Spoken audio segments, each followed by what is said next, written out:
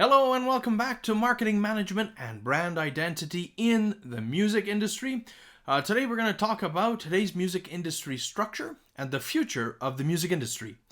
Like always, you can find this slide presentation in our Google Classroom. So if you want to dive a little deeper into the information, read through it, you're more than welcome to pause this video or take a look on Classroom for that slide presentation.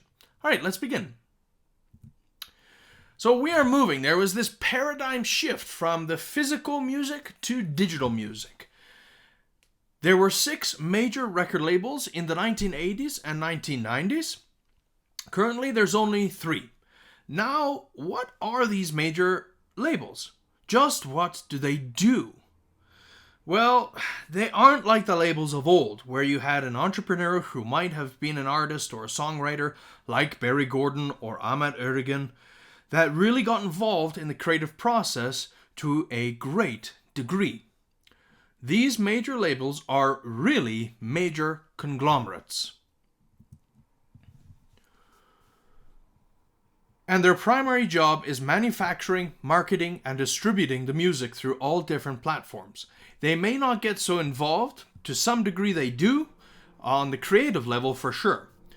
What they have are subsidiary and sub-labels that provide those kind of services. So you have 3 major record labels currently. Sony Music Entertainment, which is owned by a Japanese company. Universal Music Group, which is owned by a French conglomerate called Vivendi.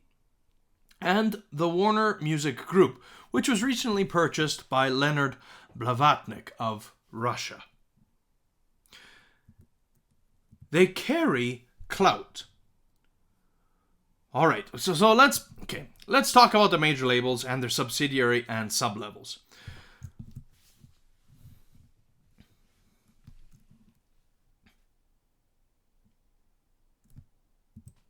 So let's start out with Sony. So Sony Music Entertainment contributes the great catalogs and the artists that are assigned to Columbia, Epic Records, Arista, J Records, and Jive Records, which is a great cadre of historic labels that has had a tremendous effect on the music industry.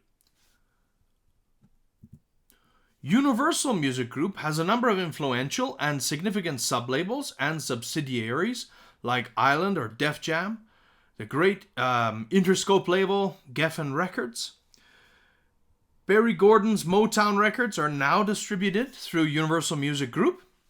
And most recently, Universal Music Group purchased the catalog and contracts of EMI, Priority, and Capitol Records, reducing the number of major labels from 4 to 3. And lastly, we can't forget about Warner Music Group. They distribute labels like Elektra, Atlantic, and of course, the Warner Brothers label. You know, it's amazing that even in this day and time of do-it-yourself music, you find many artists that want to sign with major labels. But then at the same time, you have a number of other artists that would say, why in the world would you want to sign with a huge company that may not pay that much attention to you? Well, the people that feel that they need to be with major labels, they really like the prestige of being with a major label. They feel that that gives them clout, not only as an artist, but they may have aspirations as producers and want to work with other artists that are signed with the labels. And by saying that they're signed to Columbia, it can open up new opportunities for them. Most of these artists also mention the fact that these major labels do have a distribution system that is wide and vast, particularly in the physical space. And I can tell you that that is actually pretty true. I find it remarkable that a major label can decide on a particular date to have your records in record stores internationally. They can gear all of their marketing effort for the release of that record on that particular date. And I have to say that I am very impressed with major record labels. It's pretty awesome. It's pretty amazing that they can do this.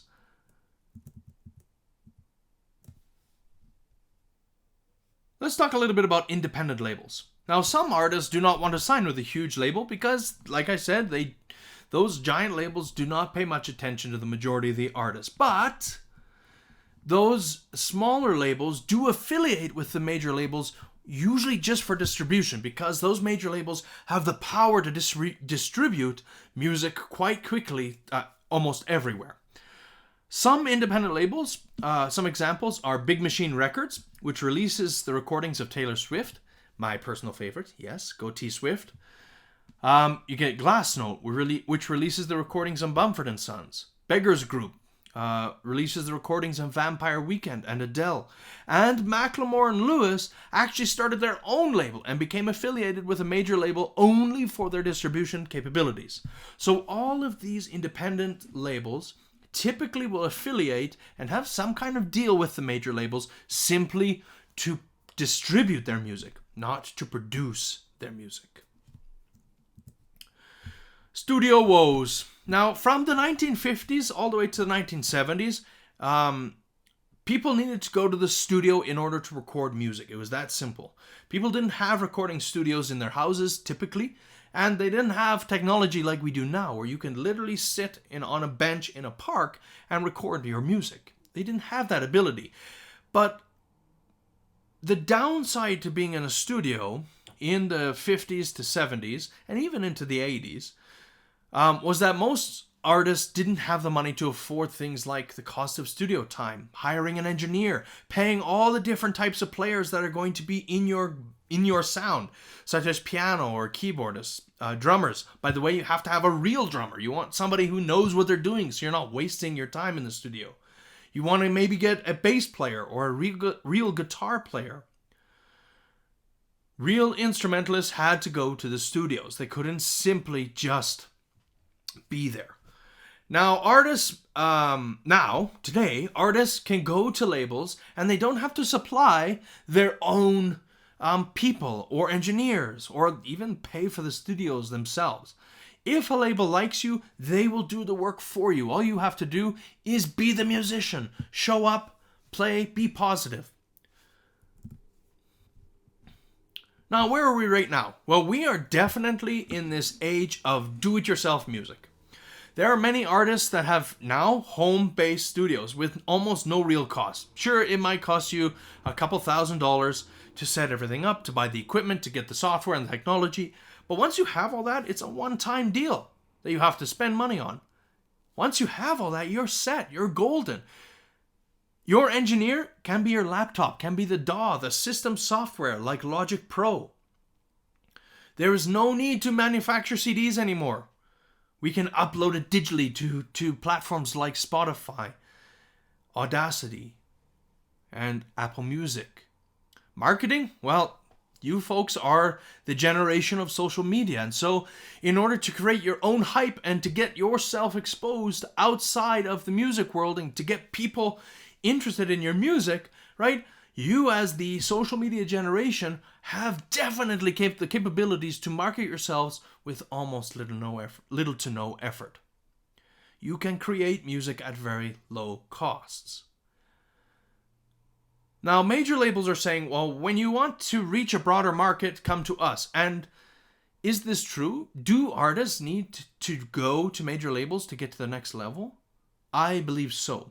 Because these labels have the distribution, they know the people, they know how to get your sound out there quickly and to the right spots so that people can pick up your music, can pick up your sound, and run with it. Doing all this, by the way, the age of DIY, it's very challenging. And in my opinion, I think it actually takes away from the creative process because you're spending so much time engineering your sound, mixing your sound, manufacturing your social media marketing plans, and not actually creating as much music as you can. So the age of DIY, do it yourself, I think it's actually the age of DIO. Do it ourselves. All right, roles and jobs to consider moving forward. So all of these things you see here are important to musicians and recording music today. You're still going to need a sound engineer. You're still going to need good people that can put and mix the recording so that it stands up over time. People who know the ins and outs of the software and the machines and the technology and the equipment. There are people out there that specialize today in social media and marketing. People know where to post your music and how to get it out there quickly to the right audience. Songwriters, a lot of musicians today don't write their own songs. Managers, you may need someone still in this day and age who can coordinate all these activities on your behalf. Who's going to sign you up for gigs? Who's going to find those people who want to listen to you? And we also need people who know the technology, who are innovative, who are creating new music apps and new software for us as the musicians and the artists to benefit and expand our artistic ideas. We are in this new millennium of innovators. Many industry experts believe that the record industry is being permanently transformed from a product-based to a service-based or access-based business model. It's all about subscriptions and being able to access as much music as possible. It's not so much about the product, not the physical product of the album, the CD, the vinyl. As time progresses, we'll see how the recorded music sector adapts to the popularization of subscription-based streaming services like Spotify and Apple Music. It's very, very interesting to see how we're going to adapt to that. iTunes is one of those places that truly revolutionized the music industry. After the file-sharing site Napster upended the traditional music retail business and ceased operations because of copyright infringement actions, the major labels came up with digital alternatives in 2002 and 2003. Universal and Sony Music came up with the idea of press play, and Warner Music came up with MusicNet, which eventually all failed because of cumbersome digital rights management schemes, limited catalogs, not as much music, and a very clunky user interface. And the cost for these subscriptions were not good. And the cost of the music was just, you might as well just buy the CD. Steve Jobs of Apple exploited this market in a music industry digital age turning point. First came the iPod, then iTunes, and then iTunes to Apple Music. And by the way, iTunes quickly became the world's largest record store, with Walmart being second. Well, now we get to Spotify. Now, Spotify is very similar to iTunes and Apple Music, and they spearheaded another revolution in music sales. These interactive services are spearheading the business model transformation from product-based to access-based, from the CD to being able to access unlimited music at your fingertip. Many professionals in the industry think that this might enable the business to be much larger than ever before. Think about it. All of the indie artists that you can find now, all the electronic artists that you can find now on Spotify, it's amazing. Some predict it could become a $100 billion industry within the next 10 years. And I believe it. The last thing we're going to be talking about is the future of the industry. Where do we go from here? Did you know that the record music industry grew for the first time in a decade in 2012? As more music fans downloaded music and used streaming services, the industry is now experiencing revenue increases, a growth of 0.3% in 2012. Now it's much bigger. Over the past 100 years, the industry has endured major paradigm shifts going from one extreme to the other, despite the many times various sectors in the industry thought new technologies would bring an end to their business, such as the cassette player, the Walkman, the record, the radio, the television, iTunes technology, digital music.